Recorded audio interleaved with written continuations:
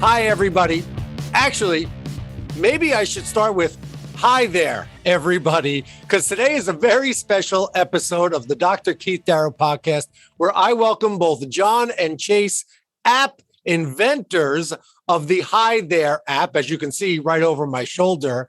So I'm really interested to talk to John and Chase, and I think everybody's going to learn something about increasing access to communication for the hard of hearing community, something that is near and dear to my heart. You hear me all the time talking about trying to help more of the 42 million people living with treating hearing loss. Well, John and Chase have come up with a tremendous product that will help the hard of hearing community, the capital D deaf community, lowercase d deaf community, however you want to put it, those who are struggling to communicate with others through this inventive app. John and Chase, welcome to the show. Awesome. Thank you so much for having us on here. Really appreciate it. My name is Chase Preeb. I'm the founder and CEO of Hi There Solutions. Joined with me today is my father and co-founder, John Preeb. Really appreciate it. Absolutely. Look, it's the first time I've had a father-son duo on the show. So there's a first for everything. Oh, that's for sure. Same with me. It's been a little interesting. He's my father, but at the same time, I'm his boss. So you can understand the dynamics being a little interesting. Look, we can talk offline if you ever need to fire him. That's going to be uncomfortable. But I know a guy who actually does firing for people. But anyway, so look, let's dive right in and talk about why did you do this, right? Why invent this app? What is the push behind this family duo trying to really help millions of people communicate better? Very good. I'll take the lead on that, Dr. Darrow, and hi there to your audience, of course. Our family history, the Preeb family history with hearing loss dates back to the early 1900s. My grandparents, Chase's great-grandparents, Walter and Anna Preeb, were both deaf and attended the Wisconsin School for the Deaf. And essentially, that hearing loss has followed its way, not all the way to a big D, deaf as they were, but it followed its way through the family. Myself, I have a severe hearing loss as well. Wear hearing instruments. Starkey, shout out there. Thank you. And that's our hearing loss journey just within the Preeb family. The idea, however, for the Hi There app, I'll let Chase go ahead and talk a little bit about his friend and where this idea came from. Well, but before you jump in, Chase, I want to geek out a little bit.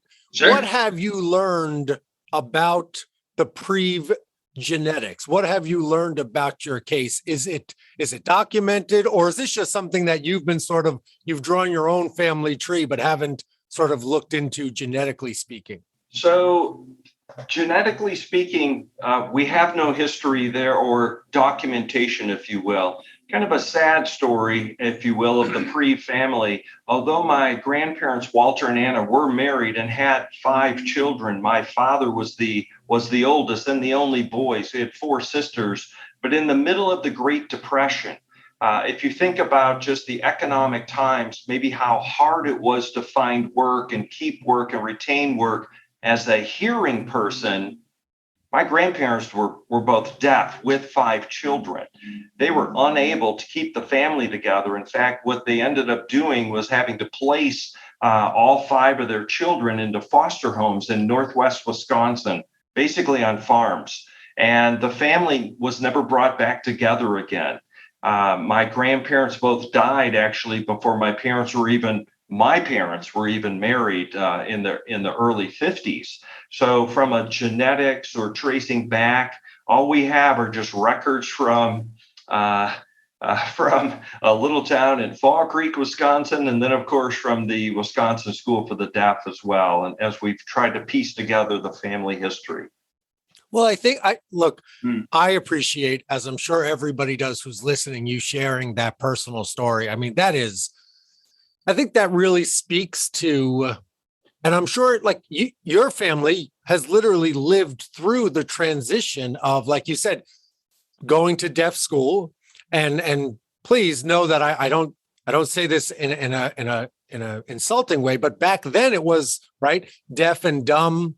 It was a Right. totally different mindset. It was truly a disability. It was something not to be talked about. It was something to be hidden away, and then to have to go through the depression in that handicapped state and not be recognized and have no accessibility. I mean, that is extremely traumatic for any family to go through. So I really do appreciate you sharing that. And I'm sure that that has to be, right? I mean, Chase, that has to be something that burns inside you, that at your young age, you're looking to just continue this Preve name and help with people who have difficulty hearing and communicating. Yes, exactly. I agree with 100%. It has stuck with me quite a bit. And then on top of it, my great grandmother, Grandma Willie, Gigi Willie, we call her, she's got a brick out at Wrigley Field for the Cubs, huge Cubs fan. She wore hearing aids. So to me, just seeing the struggles that she went through trying to hear at 104 years old was very personal to me. On a different note, though, I had a friend, well, she's still a friend, and she went down to Mexico. She was the, her and her family went down to Mexico, and she was actually the first cochlear recipient west of the Mississippi River. So she's down in Mexico. She's down at the house her and her family rented, and she was FaceTiming me because she reads lips. Well, unfortunately, the internet connection wasn't so great. It kept cutting out. You kept getting that black screen of, hey, the video feed will come back once the internet connection improves. And it's just like, she got upset. I got upset. And so we hung up, and, it's just like, I told my dad, like, hey, why doesn't FaceTime have like closed captionings or a video relay service, something like that, that's super accurate, has great uptime relative to internet performance? So the next day we formed Hi There.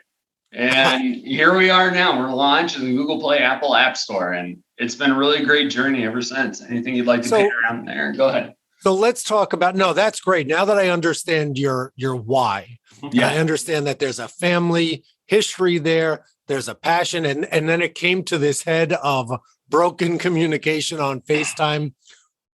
How did we then say, okay, like, let's develop an app, and what's the function of the app? I mean, why don't we just text, right? I mean, I remember back in the early 2000s, really before FaceTime, a number of my classmates in my doctoral program were hard of hearing, bilateral or unilateral cochlear implants. And it was always, just text me, don't call, don't do any of that stuff.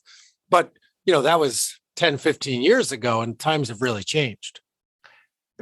But you know what, Dr. Keith, and I appreciate that. Yes, thank you for the question. On April 2nd, just last month, Chase and I were in Kansas City for Deaf Nation Expo. So it was a ton of Big D individuals, conference attendees. Their technology hasn't changed very much, because as we visited with the different booths, as we visited with people that were just in the main hall who were Big D deaf, all signers, they're still using text. They're using a note system to communicate with their hearing peers, if you will, or hearing friends. So as we looked at this, we just saw, and we did our market research, and we researched and surveyed deaf and Big D, little d, hard of hearing individuals and their family and friends. And we just discovered that the idea that Chase had, let's caption a video chat or a video call, FaceTime call, if you will, right? That there was an unmet need there. The deaf and hard of hearing. That's the crux of what we're talking about here, right? Because text is obvious, FaceTime is obvious, and then there's the old-fashioned relay system of whether it be a TTY phone or it be some sort of you call somebody, there's somebody in the middle who's listening, and then they type out the message.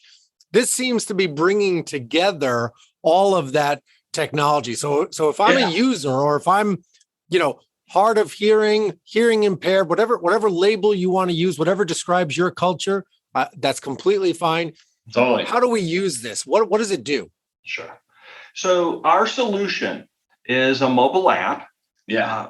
Because what we learned, Dr. Keith, is that the deaf and hard of hearing rarely use a video chat or a FaceTime because of a lack of captions or real-time and accurate transcriptions. Right. So what we developed was a mobile app that has two solutions built into one app. And you basically can just pick your solution that you need in that particular instance. So for example, the base solution or product is Hi There. It's a video chat call with real-time captions, speech to text, instant messaging, and animated American Sign Language sticker emojis, all within a video call between two mobile devices, Apple or Android.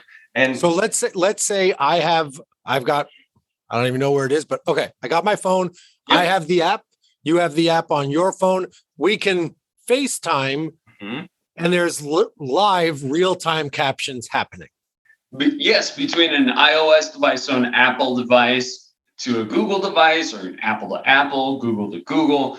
We're device agnostic, which is really awesome. And it's 10 languages, and we have future plans in education, telehealth. We're working with a couple of big music artists. I can't name them. And that's okay.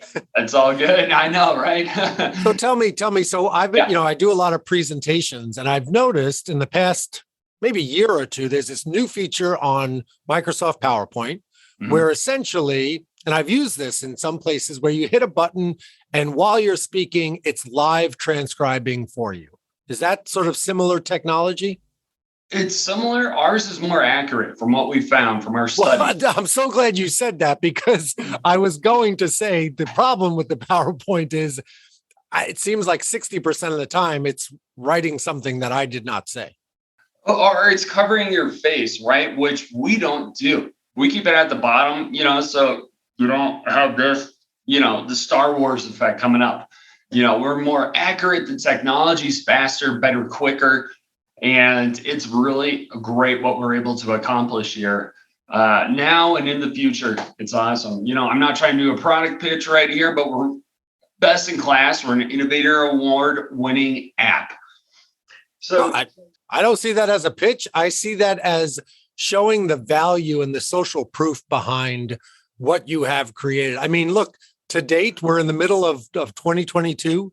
How many subscribers do you have so far? We just launched on Chase's birthday, March 6th, actually. That's what we launched in both the app and Play stores. And today we've got hundreds of downloads already. Multiple countries. Awesome. Various countries. The deaf swim team. And we'll get to the Deaf Olympics in a minute here, because we're a proud supporter of Team USA. Go Team USA. Awesome. And it's just been terrific. So the Hi There video chat is this. I was mentioning that's our first solution just within the app itself. But the second solution came out of this, actually. Chase's friend told us a story in the early days of our company, saying she also had a deaf boyfriend at the time, and they walked into a Jamba Juice, super loud. The blenders are blending, music playing. This her friend had a very thick deaf accent, and with all the noise, the person across the counter was unable to understand him, in order to take his order for a Jamba Juice, a smoothie. So she turned, the gal behind the counter turned to Chase's friend and basically said, what does he want, right? So she placed the order on his behalf, but the boyfriend was just upset, right? Because he couldn't do it himself. And essentially from that came the second solution that we call Just Talk. Just Talk is a text chat board that is within the Hi There Solutions app. You can access it. And essentially, it does speech to text, text to speech, where Siri or Alexa will say what was texted in. Then it does messaging as well. And you can type a message. And then, of course, the animated ASL sticker emojis also. So that's a text chat board. It's meant for more of a short transactional interaction in both noisy and quiet places, because we learned as well in our market research, deaf and hard of hearing people still do the same thing hearing folks do. I need a checking account. I need to open a bank account. I need to go to the pharmacy. I need to go to the doctor. I need to go to, pick your venue. Of course. They're just, look, we're all just trying to live our life and do the best we can.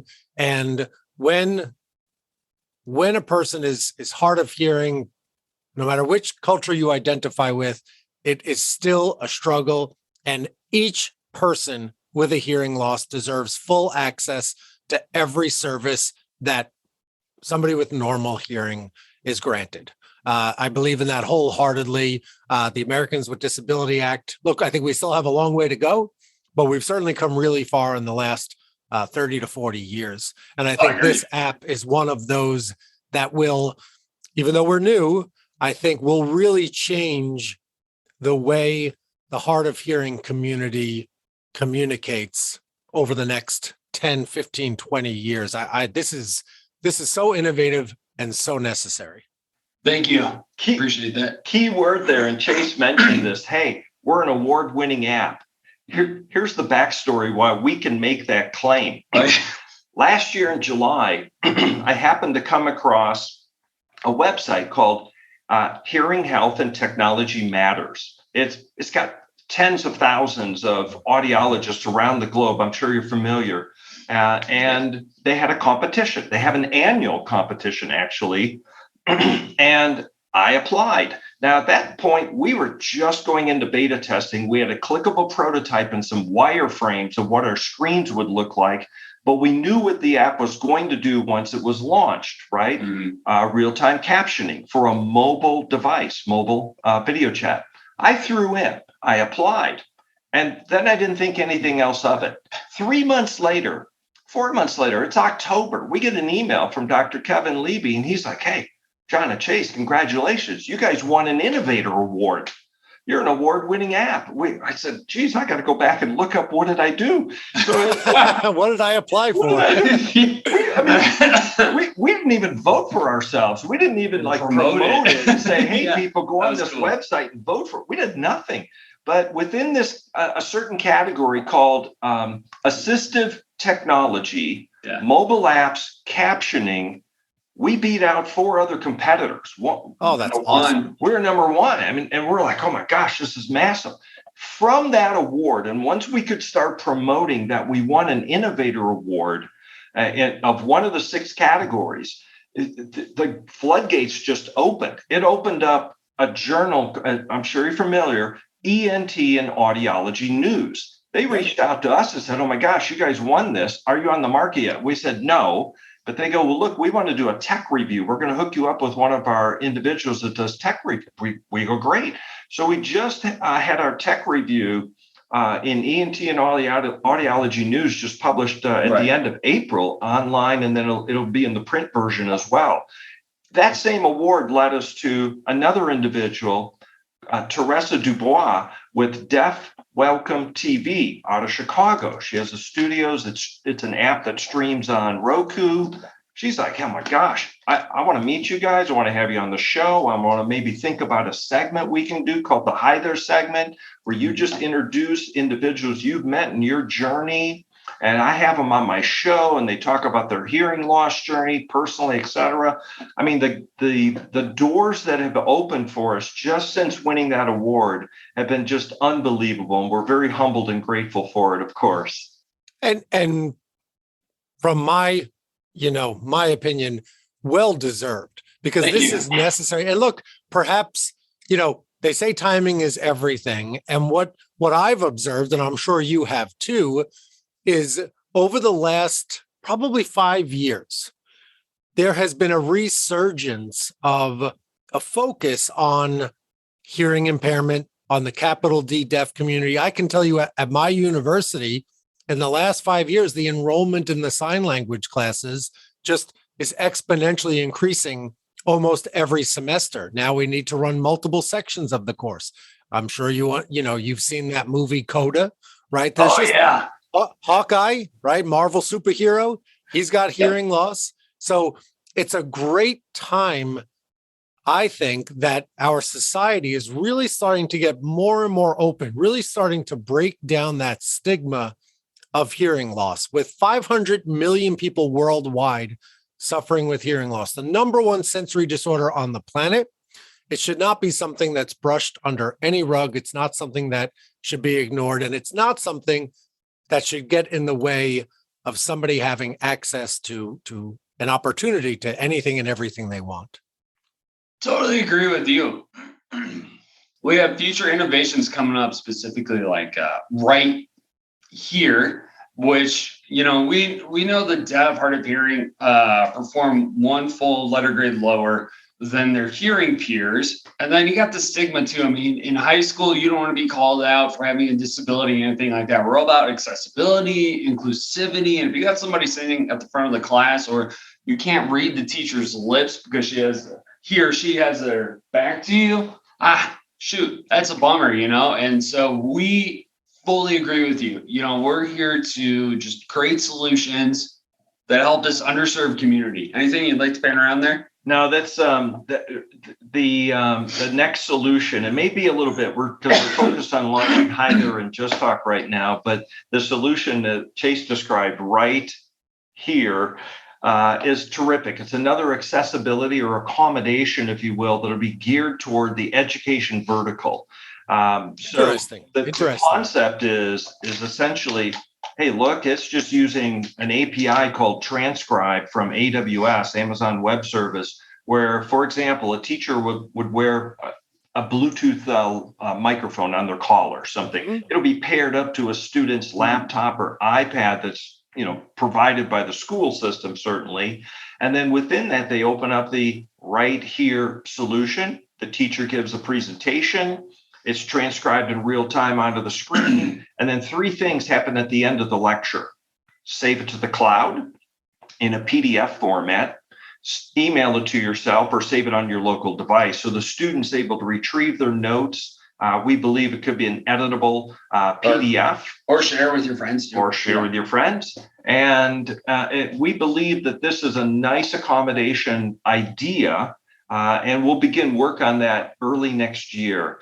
Well, look, let me tell you. So my day job, as I put it, is I'm a tenure professor at a university in Massachusetts, and I'm going to commit right here, right now. I want to be part of this beta testing. I can't tell you how frustrating it is when I have a student who is hard of hearing, whether it be hearing impaired with hearing aids or hearing impaired, capital D, deaf community. Yeah. When I received that letter from the student accessibility office, and it's just, we're still dealing with antiquated systems, note takers as friends, maybe, somebody comes in, it's just like, really? It's 2022, people. Have we not come up with something better than this? So please do not forget me, and please include me on this, because education is where it starts. You already made the point of the hard of hearing community is a full grade lower, a full letter grade lower. And why is that? It's not because there's any lack of intelligence. Some of my smartest friends have bilateral cochlear implants. It's because they don't have the same access and opportunity as normal hearing people. So if we accept that premise, we can then come up with a solution, which you already have. And I want to be, any part that I can help, please don't hesitate to call on me. That's for sure. Thank you, Dr. Keith. Thank you very Absolutely. much. So tell me about, just sticking with Hi There, tell me about the process. Like, where are you at? I mean, I haven't even asked you yet. Yeah. What does it cost? So if I want to download the app, is this a one-time charge? Is it monthly? Is it free? Tell me about how it works. So right now, as a startup, we've been bootstrapping, meaning we've been funding our own company all by ourselves. Yeah. Not for lack of pitching, but during COVID, we saw a lot of angel and family funds that were really kind of holding their funding, which is fine. And COVID, by the way, Dr. Keith, oh my gosh, the last 2 years, the deaf and hard of hearing, what a struggle, especially in the education vertical with remote learning. Are you awful, terrible, Awful. You put masks and plexiglass in there. It's just been awful. So in any event, where we've gone is from a pricing perspective is we looked at how do we keep churn at a very low level just as we start and are bootstrapping this ourselves. So we came up with an idea for an annual subscription, and we have a premium plan which covers Hi There, the video chat, and Just Talk, the text chat board. Okay. And then 3 different levels of minutes and messages that a person would purchase to use on an annual basis. If they run low on minutes, you just top up. The basic plan, because we know, Dr. Keith, that for one deaf or hard of hearing individual, they basically have an orbit around them of about 10 individuals with whom they regularly communicate. Mm-hmm. So we have a basic plan, which is just Hi There. It's video chat, certain amounts of minutes and messages at different tiers. Is that a free level? Is there a free level or at each level there's some buy-in? So there's a buy-in at each level. We launched with an annual subscription, right? A one-time purchase. In the future, as we have investors come in, we'll take a look at, hey, let's go with maybe a monthly, because we'll feel probably more confident at that point that our churn would be reduced as individuals use the app, love the app, prefer the app, et cetera. But specifically pricing, a premium for Hi There and Just Talk, one of our low levels, which has a great amount of minutes, hundreds of minutes, video minutes and messages. It costs about the price of an iced cafe grande latte at Starbucks. Like once a month. A month. I was just going to say, every day that could get pretty expensive, guys. A month. Yeah, it would, right? And on the basic plan side, it's basically a candy bar at a gas station once a month. That's the cost. We've kept the costs down so they're affordable. Now, in the future, here's our idea, is we know that we'd like to get to forming the Walter and Anna Preve Family Foundation. That if we can do that, well, then, because we know the deaf or hard of hearing are also economically disadvantaged compared to their hearing peers. So we know that, man, we would love to get to the foundation piece of this, where individuals can approach the foundation. We do a little bit of a means testing. Do you receive disability benefits for your hearing loss? You bet. We'll give you a free subscription paid through the foundation, essentially, and take care of those individuals. Our way of giving. Do you have any programs specifically for vets?